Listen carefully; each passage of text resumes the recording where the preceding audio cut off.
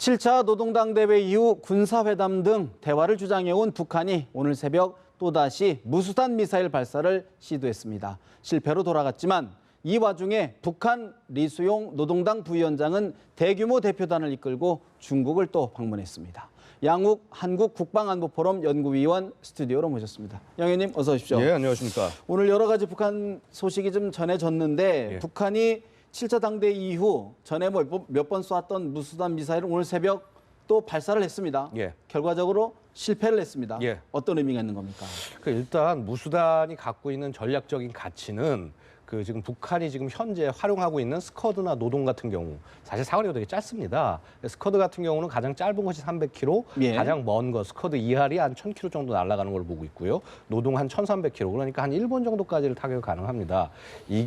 이걸로 미국을 압박하는 수단이 되긴 좀 부족하겠죠. 예. 그럼 그렇다면 결국은 최소한 괌이라든가 아니면 기타 좀 넓은 지역으로 때릴 수 있는 미사일들. 가장 대표적으로 먼저 배치한 것이 바로 무수단이라는 것입니다. 예. 이미 지금 실전 배치를 한 걸로 보고 있는데 지금 이 미사일이 발사가 성공해야지 그 뒤에 더 멀리 개발한 KN-5 그러니까 ICBM급의 것들 이런 것들까지 다 입증이 된다는 것이죠. 그래서 이제 결국 지금 북한이 올해는 탄두를 만들었다. 예. 그래서 탄두도 공개를 했고, 그럼 탄두를 공개했으면 이거에 실어가지고 보낼 수 있는 수단을 보여줘야 되는데, 투발 수단이 있어야 되는데. 그 투발 수단을 보여주는 과정에서 지금 자꾸 문제가 생기는 것이 아니냐. 그것도 김일성 생일에 맞춰서 이거 딱 쏴서 거의 축포 형식으로 보여주려고 그랬는데 이게 실패하니까 거의 일주일도 안 써 또 쏘고. 예. 사실은 지금 그렇게 4월 말에 쏘고 난 다음에 거의 지금 2달도 안 된 시간에서 쐈다고 하는 것은 이거는 그만큼 굉장히 좀 시급하다. 지금 스튜디오에 예. 두 장비를 좀 이렇게 좀 모형을 가져왔는데 좀 설명을 좀 해주시죠. 예, 지금 일단 이쪽에 서 있는 이 미사일이 가장 대표적으로 우리가 보는 스커드 미사일입니다. 그래서 이제 보통 발사할 때 이런 텔이라는 것이 이게 텔이라고 합니다. 그러니까 이게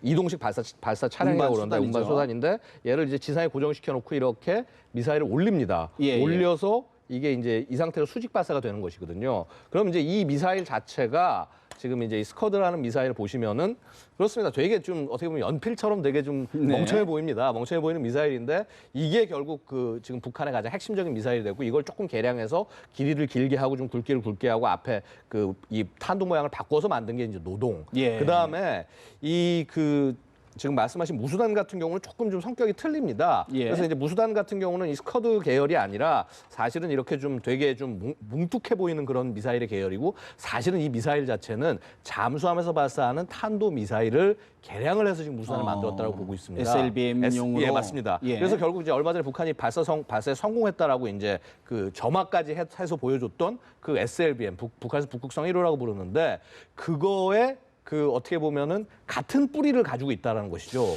근데요, 저희들이 사실 이제 군사 전문가는 아닌데 이게 이제 북한이 이제 실전 배치했다는 거 아닙니까? 군대를 갔다 왔지만 실전 배치했다는 거는 언제든지 쏠 수 있게 준비를 했다는 것인데 예, 그렇습니다. 왜 이게 실패가 되는 건가 이게? 결국은 뭐냐 하면 이 무수단 같은 경우는 한 번도 제대로 된 시험 발사를 하지 않았습니다. 여태까지.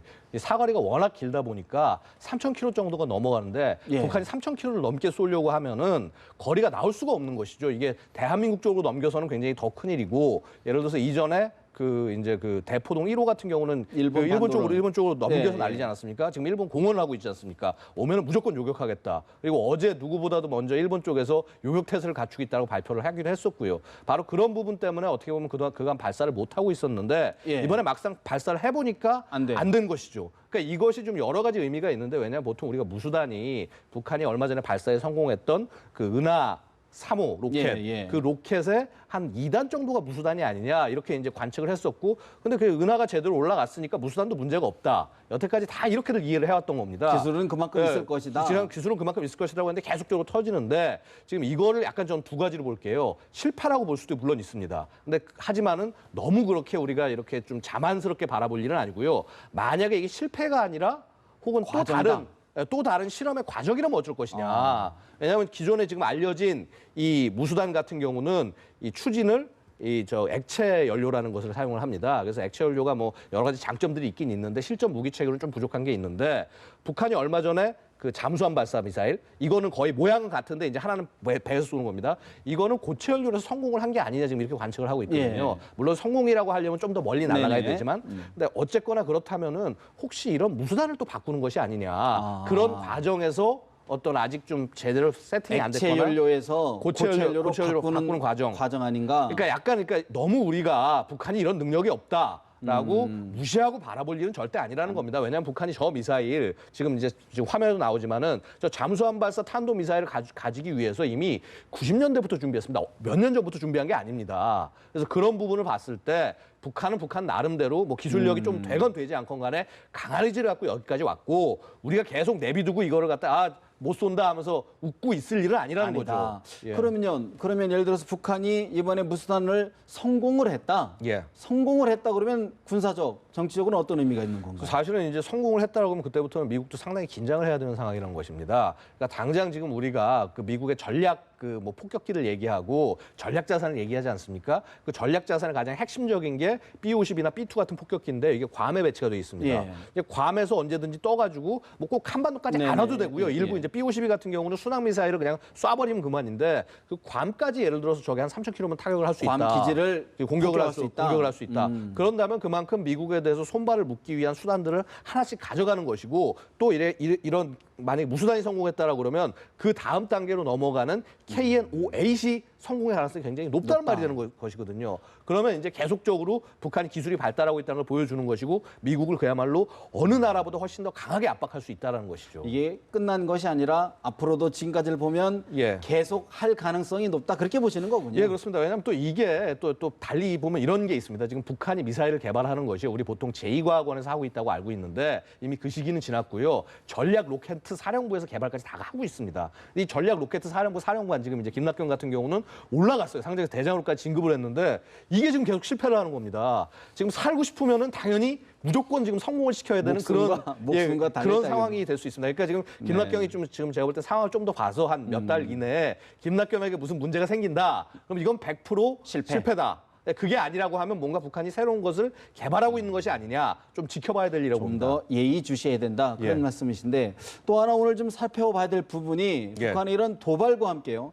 또 리수용 노동당 정무국 부위원장이죠. 예. 외무상으로 지금 저희들이 예. 입이 익어 있는데 예. 노동당 정무국 부위원장이 대규모 방중단을 이끌고 지금 중국을 방문을 했단 말이죠. 예, 그렇습니다.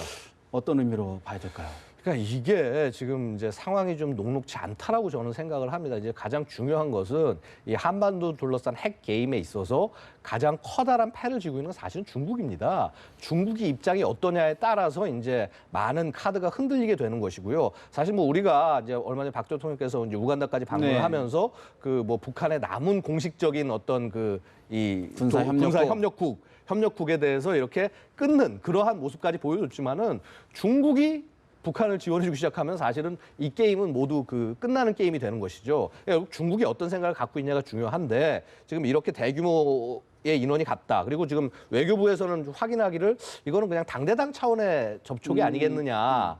뭐 이런 얘기를 하고 있는데 뭐 사실 그렇긴 합니다. 지난번에 보면 7차 당대회 때 뭐 이렇게 가지는 않았지만 그래도 당에서 당으로 축전을 보냈습니다. 그러니까 그런 당대 당의 관계는 여전히 유지가 되고 있기 때문에 그래서 조금 좀 지금 되려 저는 여기서 질문해야 될 것은 중국의 속내가 뭐냐. 이 한반도를 둘러싸고 북한의 핵을 둘러싸고 중국이 어떻게 해야지 자기에게 이득이 될 거냐. 그거를 지금 우리는 사실요. 그 지점에서 최근에 어젠가요? 중화권 매체 보신이 북한이 핵실험을 유보하는 조건으로 대량 식량을 지원하기로 했다라는 보도가 났단 말이죠. 예, 그렇습니다. 어떤 맥락이 있는 걸까요? 저는 충분히 맥락이 있다고 생각을 합니다. 왜냐하면은 당장 4차 핵실험을 하고 난 다음에 보면 우다웨이 발언이 보면은 이 북한하고 이제 뭐 대화를 할 의향이 있는 것 같은 그러한 발언들을 몇 차례 한 바가 있습니다.